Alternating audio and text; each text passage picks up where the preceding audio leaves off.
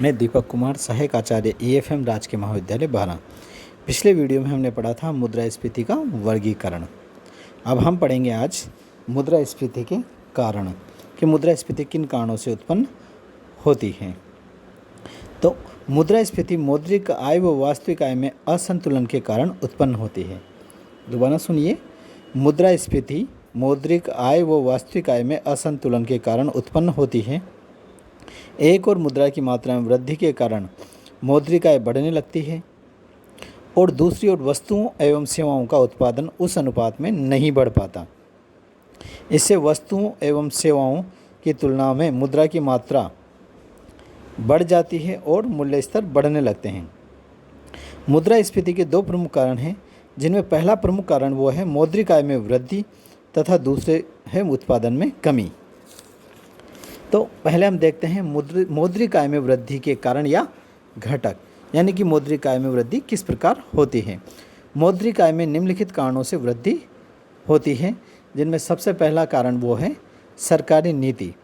विकासशील देशों की अपनी विकास योजनाओं को पूरा करने के लिए वित्तीय साधनों की अधिक आवश्यकता होती है, किंतु उनके पास साधन सीमित होते हैं। अतः ये अतिरिक्त मुद्रा निर्गमित कर अपने व्ययों को पूरा करने की नीति अपनाते हैं।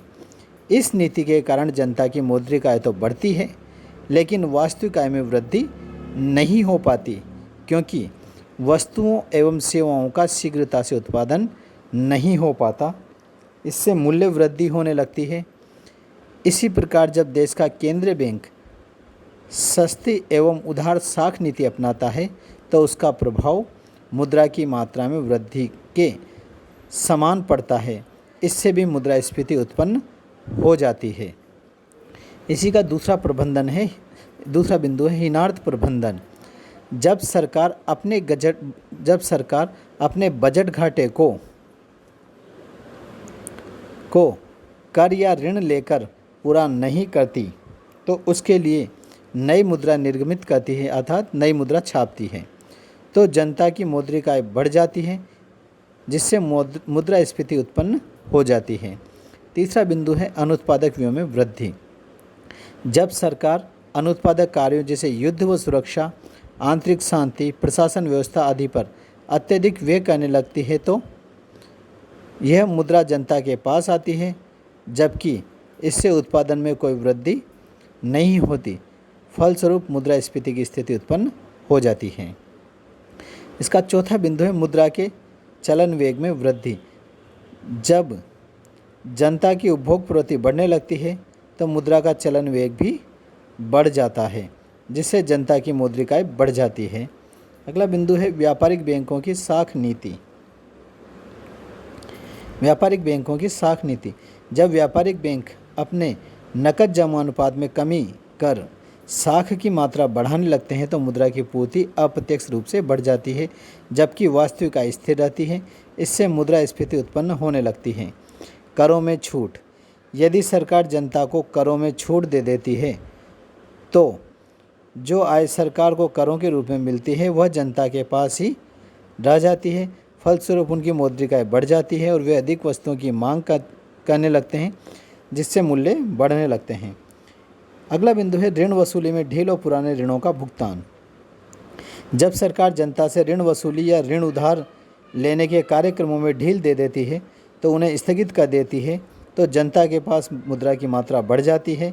अनेक बार सरकार अपने पुराने ऋण व उनके ब्याज का जनता को भुगतान करने लगती है, जिससे भी जनता की मौद्रिक आय बढ़ जाती है। अगला बिंदु है विनियोग व उत्पादन में अंतर। जब देश की सरकार एवं निजी क्षेत्र द्वारा अत्यधिक विनियोग किया जाता है, तो उसका तत्काल प्रभाव जनता की आय में वृद्धि के रूप में दिखाई देता है, लेकिन इस विनियोग से उत्पादन बढ़ने में कुछ समय लगता है। इस प्रकार जनता की मौद्रिक आय तो बढ़ जाती है, किंतु उत्पादन नहीं बढ़ता। फलस्वरूप मुद्रास्फीति की स्थिति उत्पन्न होने लगती है। इसका अगला बिंदु है विदेशी पूंजी का आयात। जब देश में विदेशी पूंजी एवं सहायता का निरंतर आयात होता है, तो जनता की मौद्रिक आय बढ़ने लगती है। फलस्वरूप मुद्रास्फीति उत्पन्न हो जाती है। अगला बिंदु है वित्तीय व्यवस्था। वित्तीय अव्यवस्था। जब वित्तीय अव्यवस्था के कारण सरकार पूरे कर्ज वसूलने में असमर्थ रहती है तो काले धन तथा बिना हिसाब की मुद्रा बढ़ने लगती है। इससे वस्तुओं एवं सेवाओं की मांग बढ़ने लगती है, फलस्वरूप मूल्य में वृद्धि होने लगती है। उत्पादन में कमी के कारण, पहला हमने पढ़ा था मौद्रिक आय में वृद्धि के कारण, दूसरा बिंदु है उत्पादन में कमी के कारण या घटक। उत्पादन की मात्रा में कमी के निम्न कारण हैं। पहला कारण है इसमें जनसंख्या वृद्धि। जनसंख्या वृद्धि के कारण वस्तुओं एवं सेवाओं की मांग बढ़ने लगती है, लेकिन उत्पादन उस अनुपात में नहीं बढ़ पाता, फलस्वरूप मूल्य बढ़ने लगते हैं। दूसरा है उत्पत्ति ह्रास नियम की क्रियाशीलता। जब उत्पादन में उत्पत्ति ह्रास नियम क्रियाशील होने लगता है तो उत्पादन वृद्धि के साथ प्रति इकाई उत्पादन लागत बढ़ने लगती है। लागत वृद्धि के कारण वस्तुओं की कीमतें बढ़ने लगती है। तीसरा बिंदु है प्राकृतिक संकट। प्राकृतिक संकटों जैसे बाढ़, सूखा, भूकंप आदि का कृषि एवं औद्योगिक उत्पादन पर विपरीत प्रभाव पड़ता है। इससे वस्तुओं की कमी होने लगती है तथा मूल्य बढ़ने लगते हैं। चौथा है औद्योगिक अशांति। पूंजी एवं श्रम के मध्य संघर्ष के कारण हड़तालें एवं तालाबंदी की स्थिति उत्पन्न होने लगती है। अनेक बार आपसी संघर्ष में मशीनें, उपकरण आदि की क्षति हो जाती है। इसको पुनः चालू करने में समय लगता है। इस सब के कारण भी उत्पादन की मात्रा कम हो जाती है। पांचवा बिंदु है तकनीकी परिवर्तन। पुरानी तकनीक को हटाकर नई तकनीक अपनाने की प्रक्रिया में समय लगता है। ऐसे समय उत्पादन कार्य को स्थगित करना पड़ता है, जिससे वस्तुओं का अभाव उत्पन्न हो जाता है। सरकार की कर नीति। अनेक बार सरकार अधिक आय प्राप्ति के उद्देश्य से पुराने करों में वृद्धि करती है अथवा नए कर लगा देती है। इससे वस्तुओं एवं सेवाओं के मूल्य बढ़ने लगते हैं, जिससे वस्तुओं की मांग गिरने लगती है और उत्पादन भी कम होने लगता है। इसी का अगला बिंदु है सरकार की व्यापार नीति। सरकार की व्यापार नीति। जब सरकार अपनी व्यापारिक एवं प्रशुल्क नीति में इस प्रकार परिवर्तन करती है जिससे आयात घटने लगता है व निर्यात बढ़ने लगते हैं, तो देश में वस्तुओं की अभाव उत्पन्न हो जाता है, फलस्वरूप उनके मूल्य बढ़ने लग जाते हैं। सरकार की औद्योगिक नीति।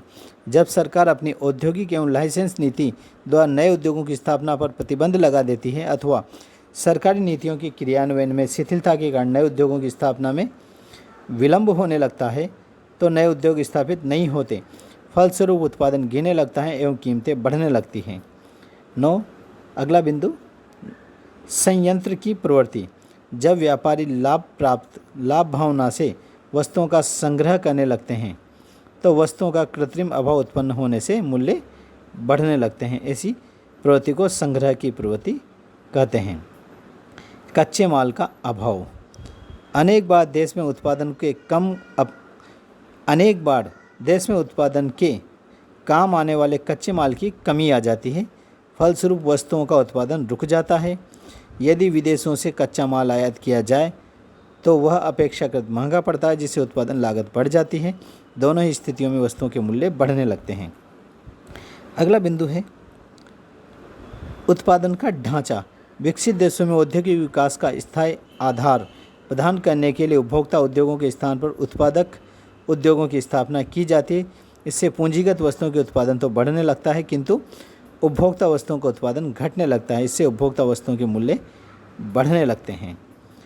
उपरोक्त तथ्यों का अध्ययन करने से स्पष्ट हो जाता है कि जनता की मौद्रिक आय की तुलना में उत्पादन की मात्रा कम हो जाती है तो मूल्य स्तर बढ़ने लगता है।